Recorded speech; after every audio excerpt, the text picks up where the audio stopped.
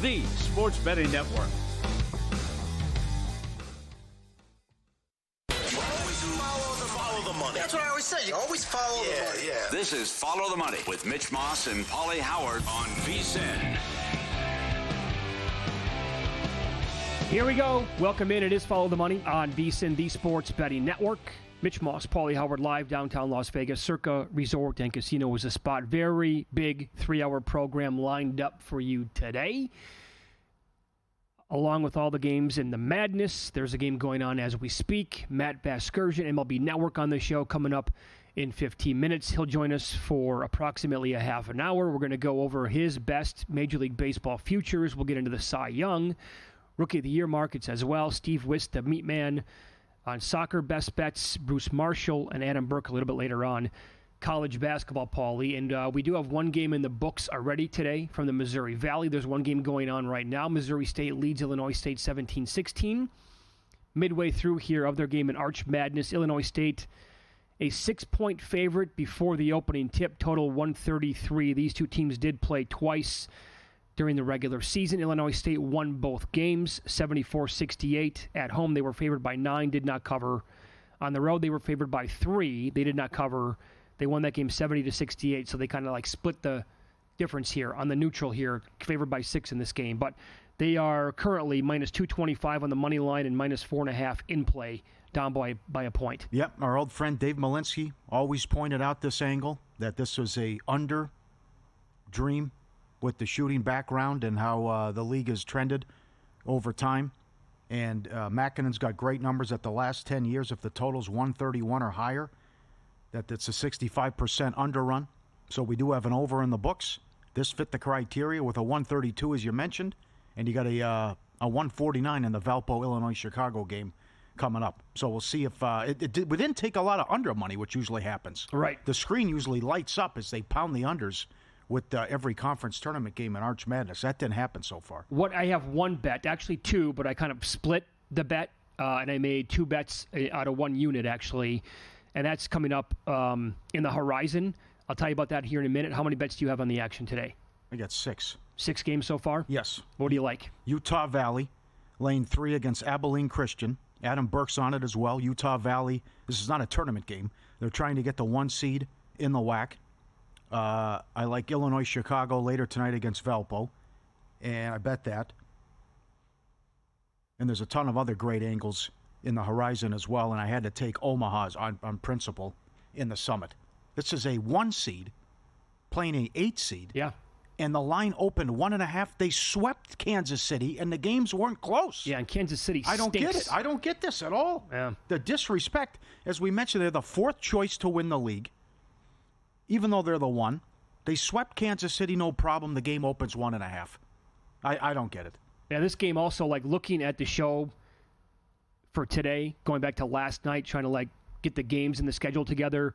There was one game that really jumped off the page, and it just so happens that Adam Burke also has a terrific write-up on this game at VSiN.com. I would encourage everybody to read all the write-ups that we have, analysis, predictions on all these conference tournaments, and it comes from the Horizon League as Purdue-Fort Wayne takes on Youngstown State a little bit later on. That is the 5 versus the 4 matchup.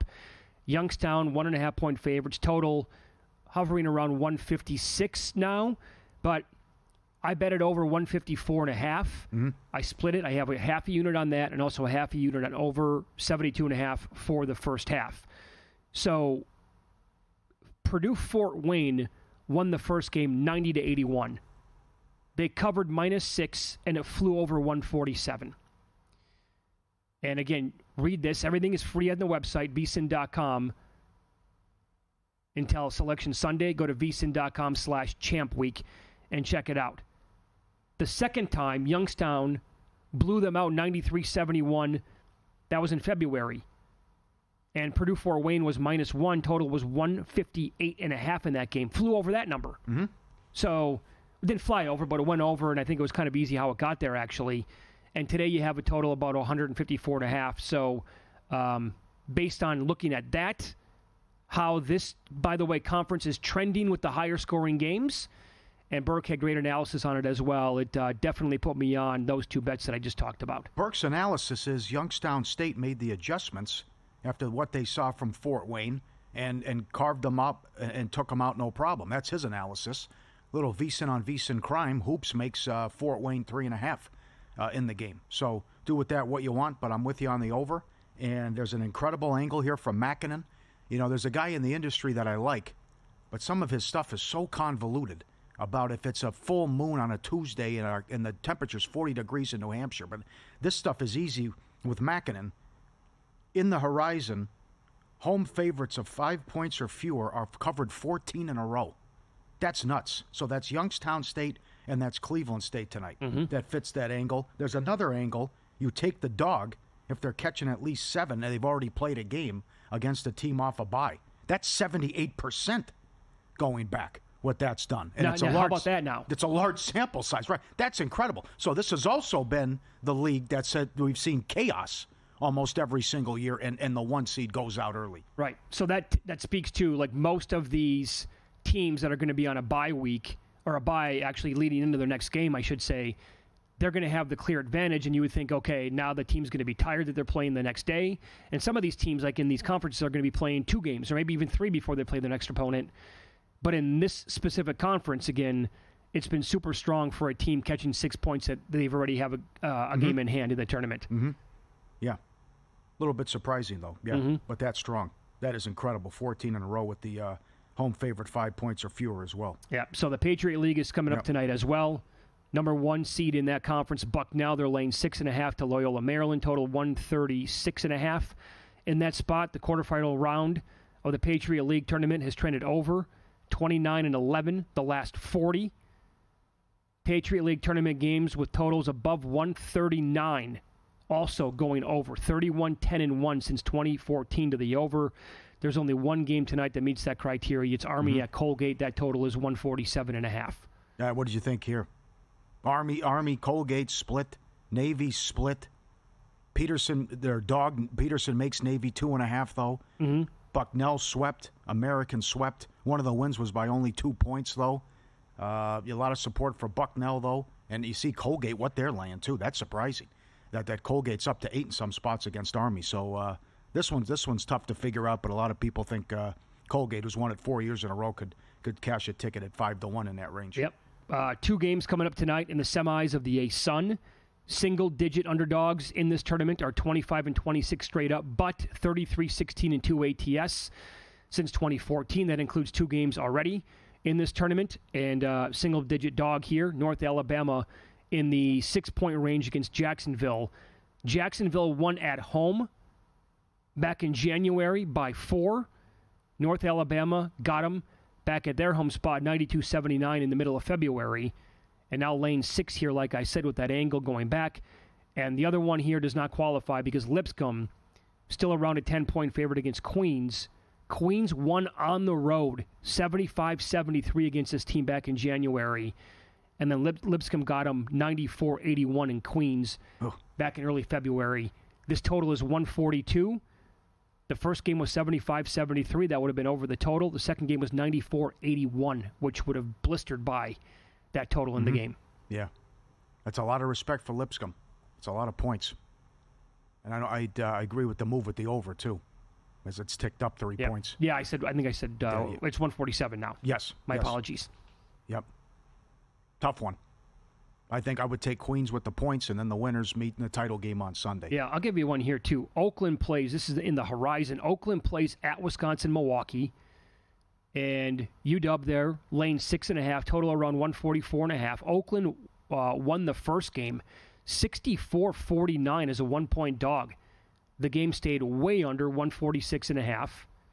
Milwaukee won the second game, 71-66. Oakland covered by the hook. Game stayed under 148, and here you have Milwaukee taking money now up to 7 in this game. Yep, I agree with that. A lot of these are hard, though, because with the splits and not a lot of respect for the 1 seed Bob Morris, much like the Summit, that they're playing Wright State a 1-8. They also split, and that opened 5.5. But this is, again, we talked about this has been the league with a ton of upsets, though, but that's kind of like Omaha. What do you think St. Thomas does? Well, hold on real quick on that Horizon League battle you just talked about. Think about how much the power rating has improved here for Robert Morris. When they played Wright State the first time, they were at home. The game was a pick'em. What was the game? Did you say the date? I don't. I think it was in January. Wow. Interesting. Wright State got them when they were at home. Wright State was 2.5 in that game. Wow. And now you have Bobby Morris laying 6.5 here tonight. Yeah. Wild.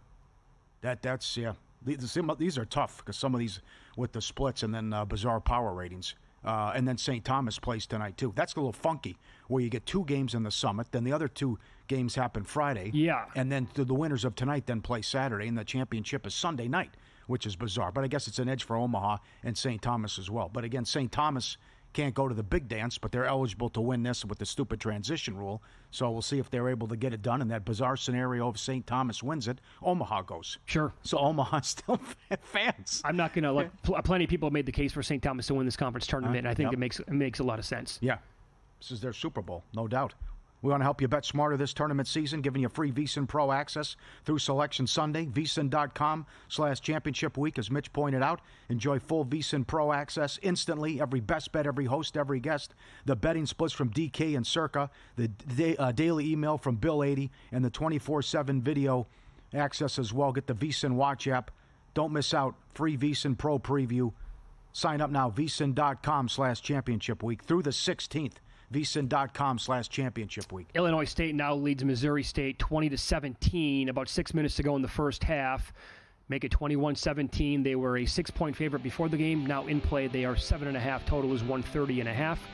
The great Matt Vasgersian on the program coming up next. He has 2 Cy Young picks, a couple of Rookies of the Year, and we'll talk division prices, win totals, teams playing at new parks this year, all coming up here on VSiN.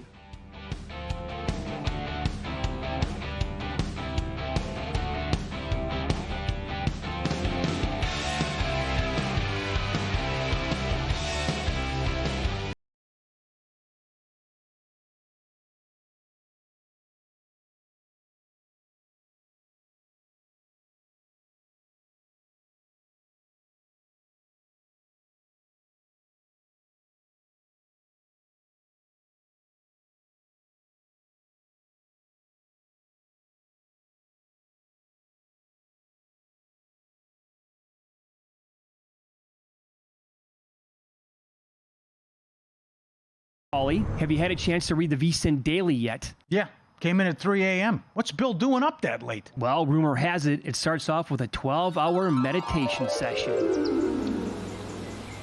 Then he just pours himself over film and live TV, really focusing and taking it all in. Bill's in with the biggest insiders, talking trade secrets, strategies, the whole 9, absorbing the info. And then and only then can the writing process begin.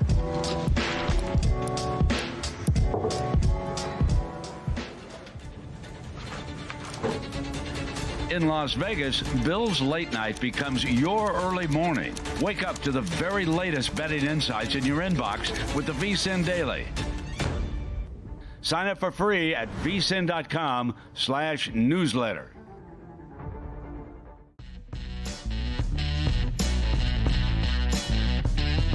On the next, a numbers game. A lot of college basketball as conference tournaments, of course, remain in full swing this week. Plus, Jordan Sherwood on UFC 313, all of his plays on a big fight card. Jason Weingarten with all of his bets. Chris Felica with bets across the sports betting landscape. And maybe, just maybe, a Steve Fezzik appearance as well. It's a numbers game, 10 a.m. Eastern, 7 a.m. Pacific, right here at VSiN.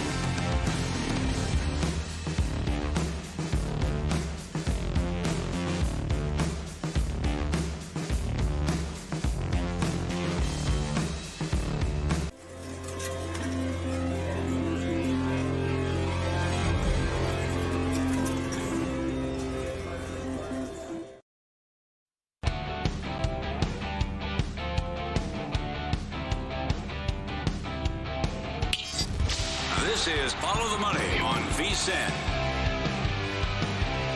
So here we are, all the madness going on. At Circus Sports, they have spring training games up every single day when you come in. Weather looks absolutely perfect. And opening day really not that far away. And to talk about some futures here in this sport, one of my favorite guests of the entire year, doesn't matter the sport, when he joins the program, Matt Basgersian, now MLB Network, pops on as he has over the years, and he is on the Progressive guest line. Matty, great to talk to you as always. How are you? Oh, it's good to be with you guys. I'm good. I mean, we're 3 weeks away. Less than that if you count the Cubs and Dodgers in Tokyo. So it's time to get going here. Yeah, you're not kidding. I'd say that I think two of the most popular division bets that I've heard over the last couple of weeks, one in each, the NL and the American League, it's the Reds and the Red Sox at a big plus price to win their divisions. Are you on board with either one?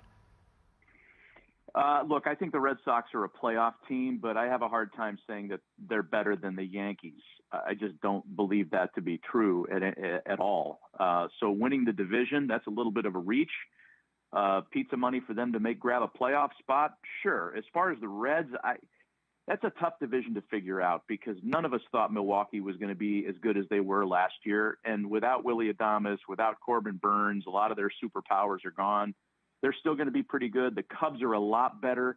If Pittsburgh could hit a little bit, they've got two of the best starters in the National League. So the Reds, they still haven't figured out their rotation. And I don't know. I was waiting for them to do a little bit more in the winter before I anointed them a division champ caliber team. Okay, very good. So as you said, Dodgers Cubs opening it up overseas, not that far from today. The win total for Los Angeles is 103.5. They are a super team, the defending champs. Can you find a way here to make yourself bet the under 103.5 wins for this team? No, that's such a big stay away from if I'm out there looking for a team to get behind on a futures play. They could very easily win 104 games. They could match the 2001 Mariners, 116 wins. I mean, they're that good. They're that deep. They've got a legitimate 10-man rotation, which is obscene. And one of the tricky things about anything regarding the Dodgers and futures, especially from a pitching standpoint, is that nobody's going to throw more than 150 innings. There might not be one starter that gives you 130 innings. Sasaki's going to be limited in his first year in the States. Yamamoto, he's on a 6-day rotation just like Sasaki. Glasnow's going to get his blow mid-season. Kershaw's not healthy to start the season. The only guy, and I do like him, even though he's one of the shorter shots for NL Cy Young, the only guy that might post every 5 days is Blake Snell. Yeah. And he's looked really good this spring. I mean, it's tough to get behind anybody that's a short shot for a postseason award. But if I had to pick somebody that's chalky, it would be Snell because he's the only guy that's going to post in that lineup, in that rotation, that is. What do you make of the NL East and the pecking order there with Atlanta, Philly, and the Mets? Yeah, I mean, with Atlanta, there's still some questions about Strider coming back off an injury, about how much bubble wrap is going to be around Acuna. But even with those two question marks, it looks like Olsen's finally gotten back to being consistent. His 2024 was mysterious. How you set a franchise record in homers and then make swing adjustments the following winter is beyond me. And it hurt him last year.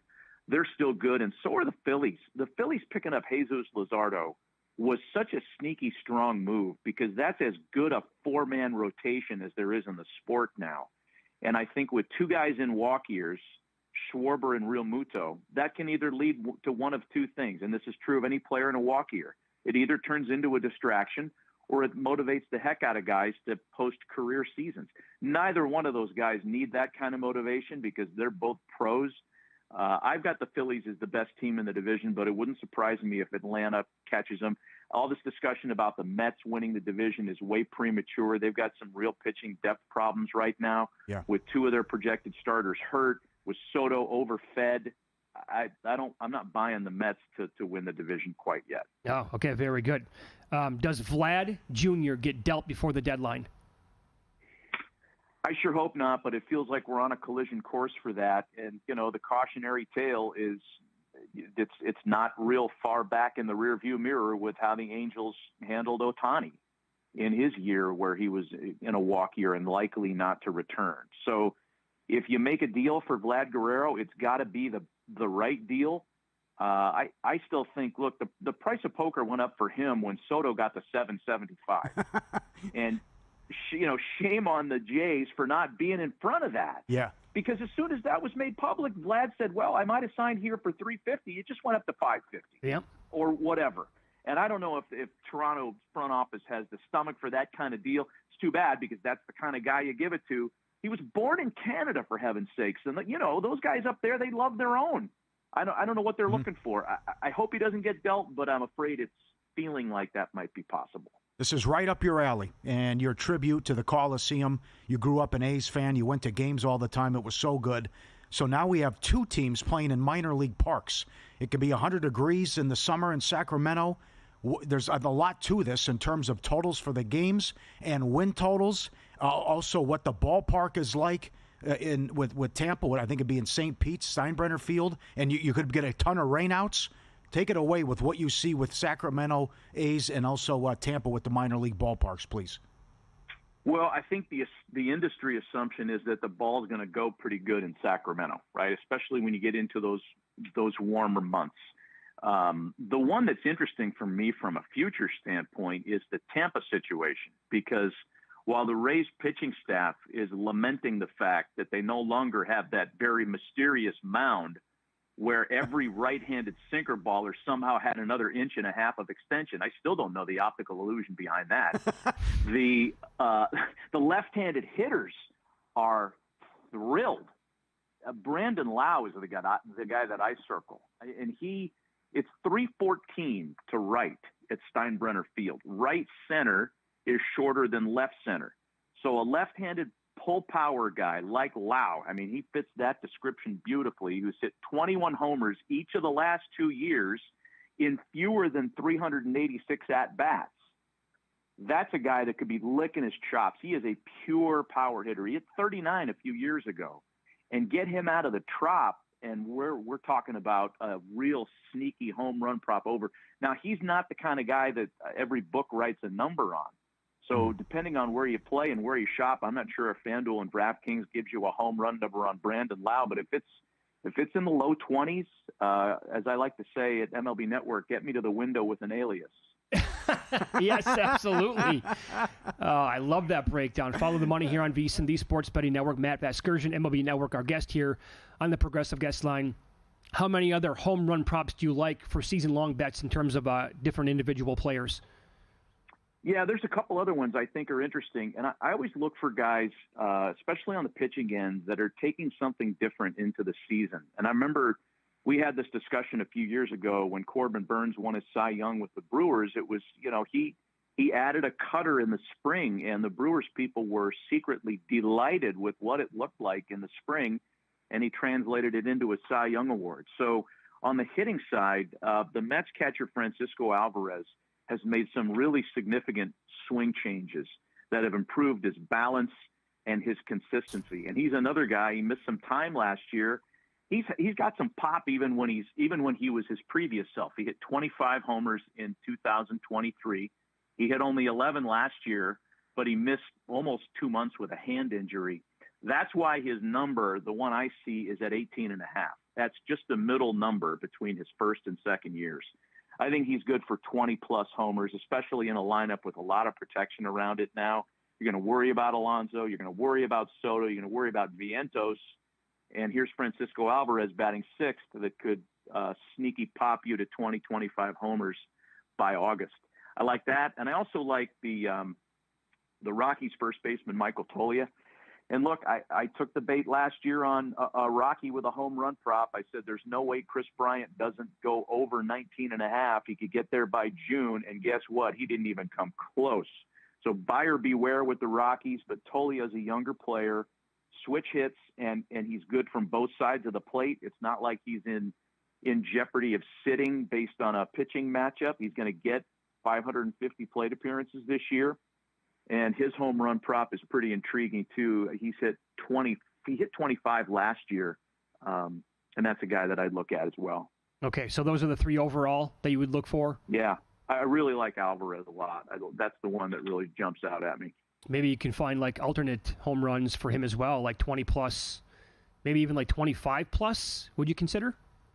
Sure, I would. And how do you not like Mike Trout at like, I saw 22.5 for Trout, because, Mike's been hurt each of the last 4 or 5 years. So the computer math, and that's how they generate these numbers, it keeps coming down when a guy only has a handful of plate appearances. So you could get a real bargain number with Trout at 22.5. All right, very good. We'll continue. One more segment coming up. Matt Vasgersian, MLB Network. He mentioned Blake Snell, Cy Young. Is that his official pick in the National League? We'll ask him coming up next. Also get his pick in the American League and who he likes to win Rookie of the Year in both leagues next here on VSiN.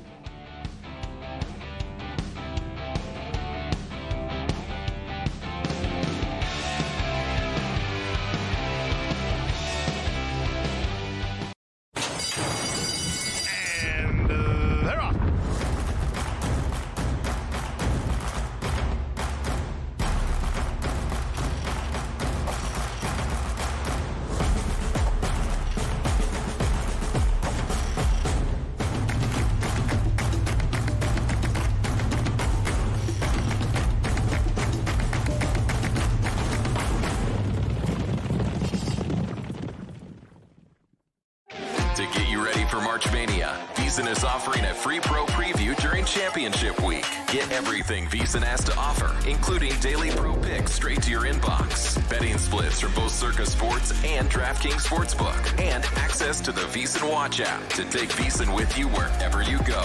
Register now for free to unlock VSiN from March 6th through the 16th at VSiN.com/Champ Week, and join us on the Sports Betting Network.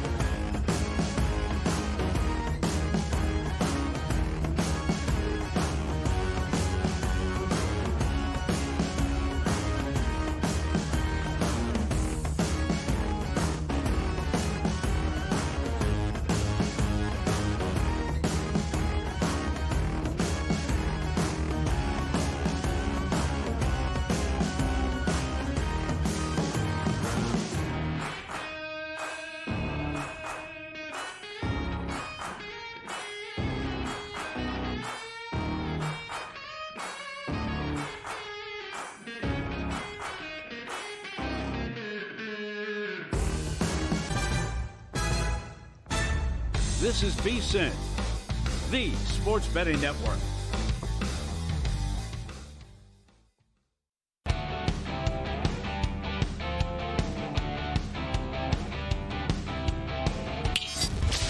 This is Follow the Money on VSiN. More baseball here as the great Matt Vasgersian is kind enough to stick around for 10 more minutes. He's on the Progressive Guest Line, does a bang-up job with MLB Network every single year.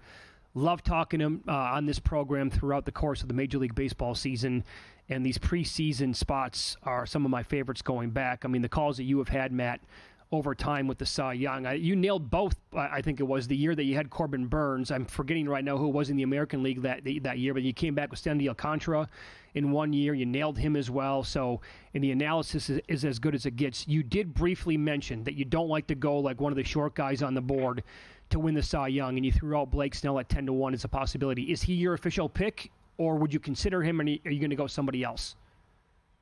I mean, he'd be my official pick if the whole board was open. But if you forced my hand and said, find somebody down deeper on the board, I'll identify another dude who's made a really significant change over the off season. And all the attention for the Pirates staff goes to Paul Skeens for obvious reasons. He's the shortest shot to win the National League Cy Young, which is amazing considering, he's a second-year guy. But for the right reasons, he's a stud. His staffmate, Jared Jones, has added a sinker to his repertoire, and apparently it's pretty good. So this is a guy who was primarily fastball slider last year in his rookie season, and that meant that right-handed hitters, you get deeper into an at-bat, you could look outside and kind of lean a little bit and cheat because he didn't throw his curveball or his changeup as much.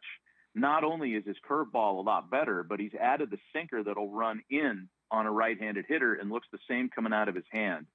So it's not just a show pitch. I don't think it's one of these stories where a guy makes a change in the spring and then doesn't use it once the light goes on April 1st. I think he's going to use it a lot. And so, I mean, remember the year that Barry Zito won his Cy Young Award? He was the number 3 guy in the rotation. All the love was going to Mulder and Hudson, and very quietly, Barry Zito matched up against everybody's number 3 and beat him up. So sometimes it's not a staff ace that wins a Cy Young. And Jared Jones at plus 4,500? Yes, please. That's what we're looking for here. Okay. How about the American League then? Who did you land on in the Cy Young to win it over there? I can't get away from Garrett Crochet. He is just different. First of all, he's a beast. He's 6'6", 250. His strikeout ratio is insane. He's pitching in Boston now, where he's going to get a lot more, certainly, press attention as opposed to dying a slow, painful death on the south side of Chicago with a moribund White Sox team last year. He is in a perfect place to become that guy. He's arbitration eligible after this year, so the Red Sox essentially have him for 2 seasons. I just think he's going to be an animal this year. And I was a year late last year on Tarek Skubal, a year early, I should say, because he was one of my picks the previous year, and he won it last year. So if I'm going to do that again this year, the guy that I was talking about with you last year at this time was Cole Reagans. I still like Cole Reagans as well. You get a better number on Reagans because Crochet is like the 3rd or 4th shortest shot for American League Cy Young market. I like both of those guys, but if you had to force my hand with one, it's going to be Crochet. Okay, I'll follow that up with this. I almost cashed a ticket based on what you said last year with us on Reagans to lead everybody in strikeouts last year. I just missed out on that. I think he was 100-1. Would you consider? I think Crochet's number this year is like around 11-1 most strikeouts, maybe a little bit shy of that for the best number that I've been able to find. Would you consider Crochet or Reagans most strikeouts in the league this year?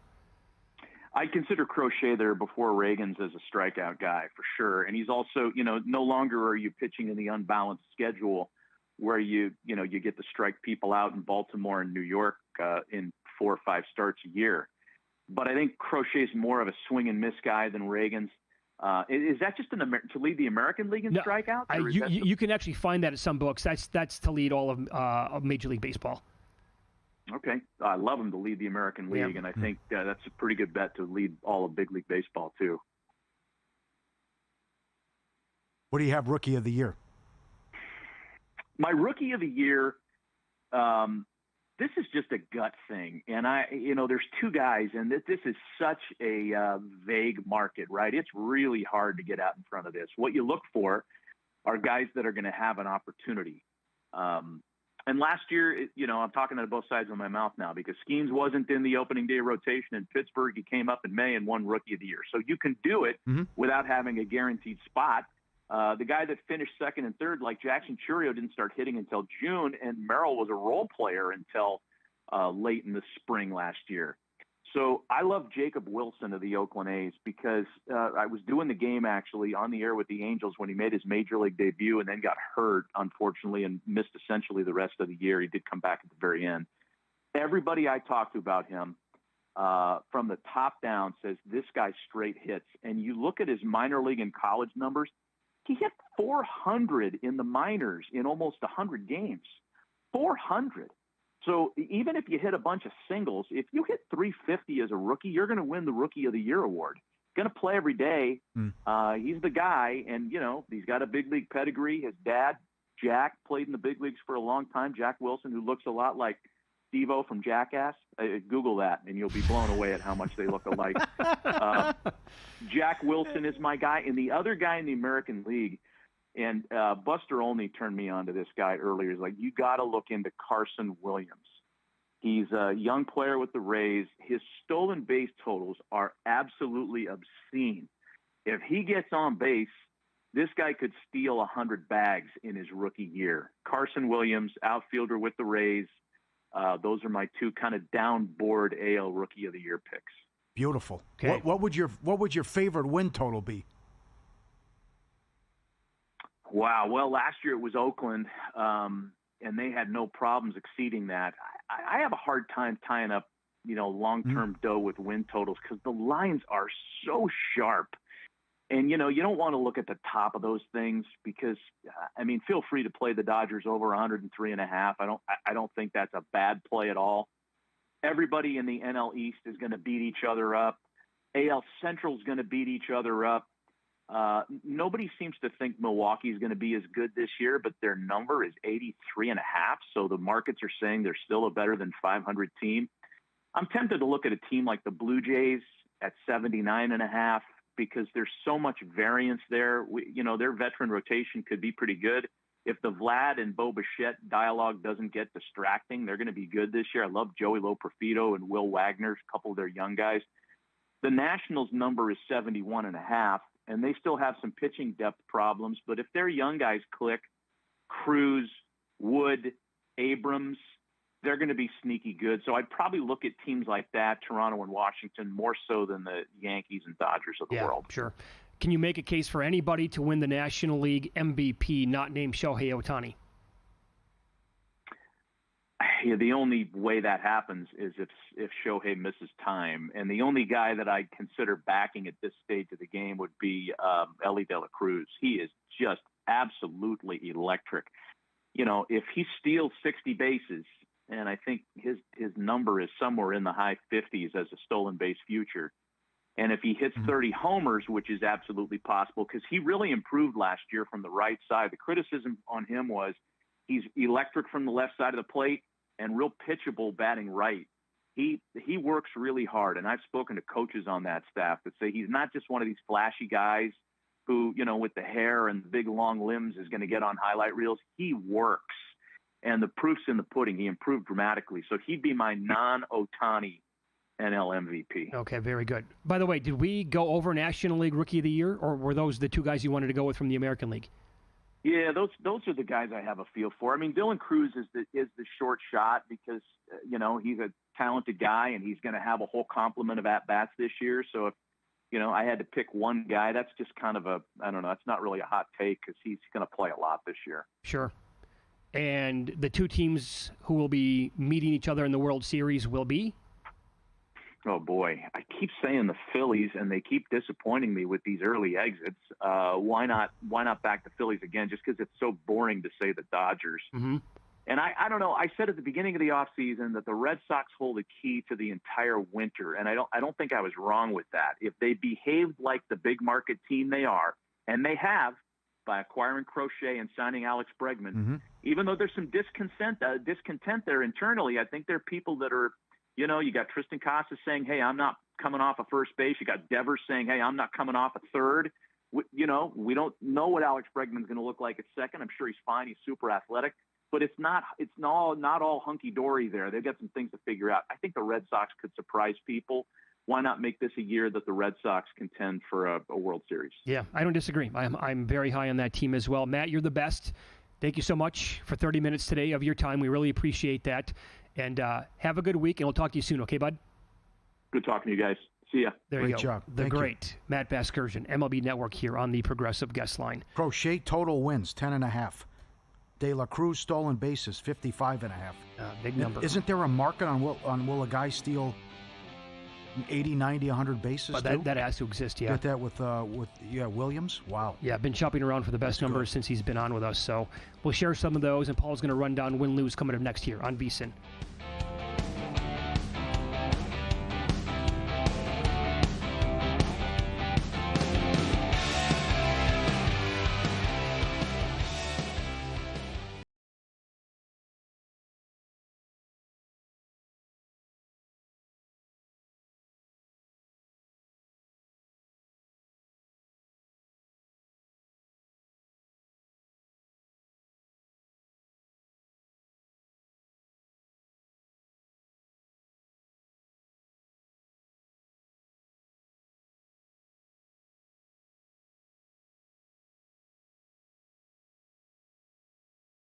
Don't start betting the baseball season without it. VSiN's Baseball Betting Guide, exclusive to VSiN Pro subscribers. Inside, you'll get everything from tips on how to bet baseball to expert analysis on awards races, futures markets, and a full stats glossary that will help you sharpen your edge. Go to VSiN.com/subscribe to sign up to become a pro subscriber to get this exclusive betting guide, as well as access to everything you need to become part of the Sports Betting Network.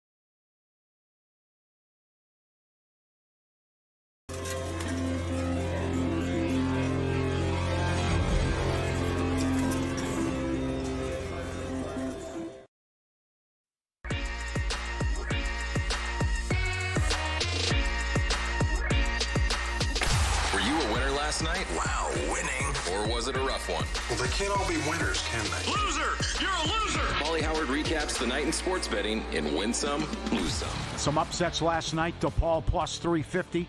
Kansas State plus 320. Huge win for Oklahoma, plus 180. And Xavier from 1.5 up to 3.5, no problem.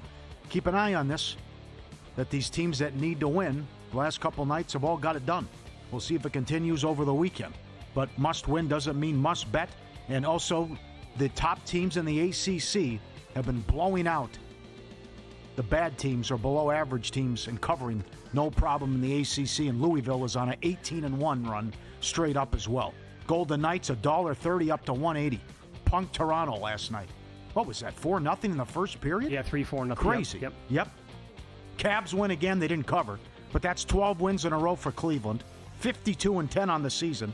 Second team in NBA history to have 3 12-game winning streaks in a season. And the under from 227 to 220. That is something, right? That's incredible, 3 in a row. Yeah. Wow. 3 times a 12-game winning streak. I'm telling you, if they want to win 70, they can. I don't know if they're going to be an underdog the rest of the season when you look at their schedule. T-Wolves, Hornets, over. Easy. 221.5 up to 227. The Bucks, easy. What is this Dallas team going to look like now? Oh, boy. 9.5 up to 12. They punked the Mavs. And how about what the Celtics did? I can't believe this. How long they've been around? Pritchard and White were the first duo to have 40 in the same game. And it's the first time ever that it was each guy had their first 40-point game together. And what they did? And then there was a bad beat, too, which we can touch on. Some guy in Canada bet who will have the most made threes of the night. Yeah, they do these promotions now at some national sports books here in town as well. And if your guy hits the most across the entire league, you split the share. He had White, who hit 9. He missed his last 4, by the way. And then Pritchard hits 10, so he didn't get any, not a piece of the pie. And oh, by the way, so you know how you sometimes you hate yourself more than anything on the bets that you don't make? So we made the case for the Blazers yesterday. I bet them. Here's another bad beat. Why'd they foul twice down 8? Was that what happened? No time. Why'd they foul twice? Are you down kidding? by 8, no time left. They fouled in an twice. NBA game? Yes. Oh, that's unheard of. I could not believe what happened at the end of that game. That's how I lost those 2 bets last night. Oh, I missed that. So, but the bet that, you're seeing all this news coming on the Celtics yesterday, so you're like, oh my God, who's going to be on the roster tonight? Mm-hmm. And the thought did enter my mind about laddering Pritchard. Didn't do any of it. Nothing. You could have retired last night. Yeah. Bombs away. I know. That's a tough part now. That situation, and what do you do in Dallas now? Someone's got to score. Someone has to score. There were no assists, though. No assists. And then I bet Klingon over 8.5 rebounds because no Williams and no Ayton. The guy had 7, I think, in the third quarter, and they finished with 7. Oh, boy. Another one would be the Sixers tonight, which we can expand on a little bit later on. That's true. Is Grimes going to put up 48 shots tonight? Right. Subscribe, be part of the team, VSiN.com. Our radio and podcast friends, you always want to see these tweets and videos. At Paulie Does Vegas on Instagram. Send them in, we'll put you on. Eclectic mix as always. Derek Stevens. During Taco Bell's Live Moss event, they're going to have a new item called the Queso Crisp. The shell is made entirely of cheddar cheese. Could be good, also will be messy. And eating Taco Bell in the car while driving should be an Olympic event. Well, I mean, that is going to be scary, but that could be good. But who knows what you're getting into. I like the chalupa. Give me a little more chicken on it, though, please, guys. I'll tell you what. They recently did something to their menu. I stopped in there last night, and I got 4 things off the Caliente menu. First of all, hottest, and I love hot food. The hottest item I've ever had in my entire life from Taco Bell or Del Taco or any of them is this new Caliente. It lives up to the name, right? But very good. Mm-hmm. Solid. I told my wife, I'm like, I might stop there again today on the way home. Right, good. You're in. That's a new item as well. Good. You sent this in. Incredible. Landing a plane. Oh, this is one of my favorite videos of the year. Landing a plane, view from the cockpit. It exceeds I can't believe what I'm walking into here watching this. Coming in, water, clouds. Okay, now, and you're going 1,000 miles an hour, and then coming in, obviously sped up, but then going lower and lower and lower. It's like, oh, you got to hit something. Oh, my God. And now you're taking a left turn. And then, okay, there's the landing strip. No problem. Put it down, piece of cake. God, is that good? Oh, scary. The view from the cockpit. Never seen it. Great job. And we got the dog in snow. One with the nature, one with universe, where he looks. Is he buried? He's buried in the snow. He's a white dog. And then he's sitting there. They had a snowstorm and a lot of blizzard. And I can't find my dog. Where are you? Oh, okay.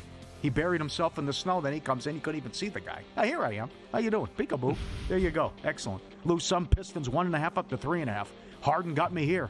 Turned back the clock. Harden had 50 points. Wow. The record was 52. I didn't know that. He missed 2 free throws down the stretch.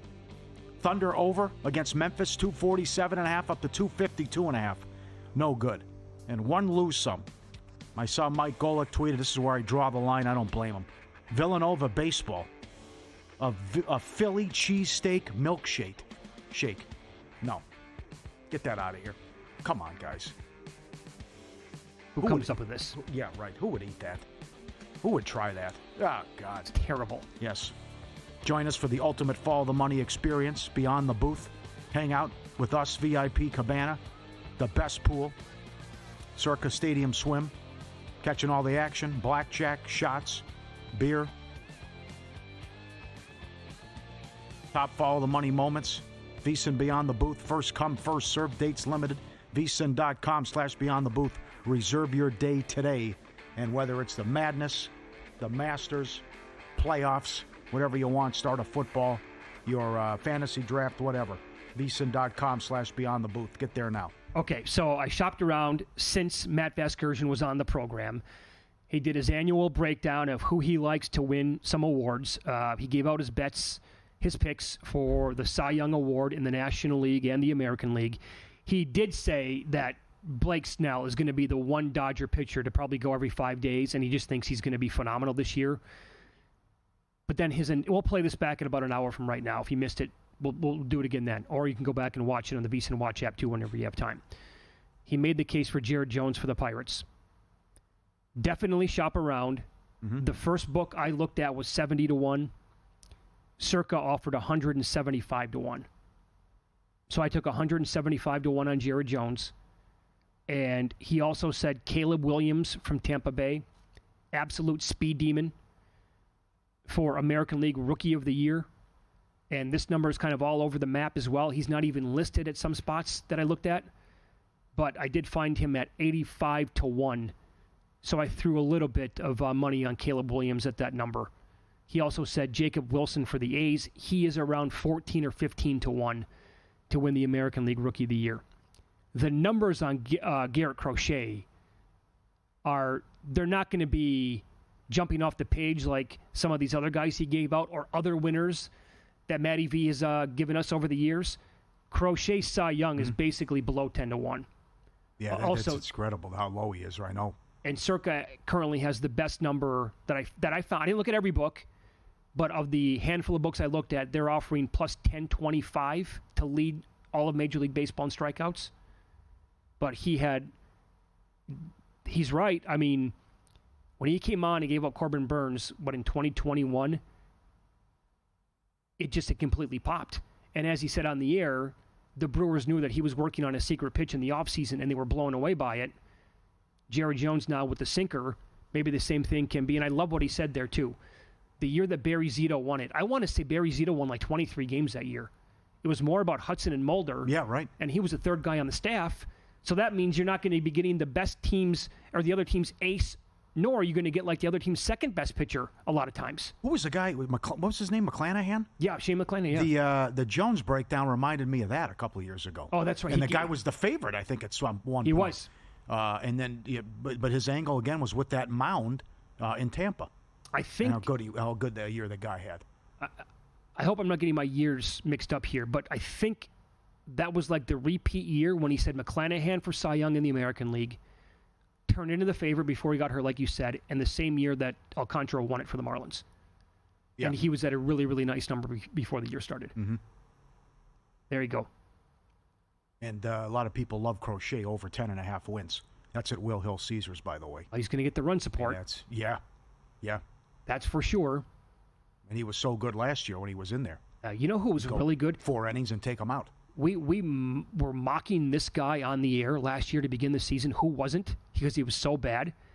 Then he turned it around and he was brilliant down the stretch. Hunter Brown for the Astros. But I can't bet him at 25-1 to win the Cy Young. I would need more than that. Okay. Follow the money here on VSiN, the Sports Betting Network. Best bets in soccer and a potential revenge game that we have coming up as the Meat Man Steve Wiss joins the program coming up here on VSiN.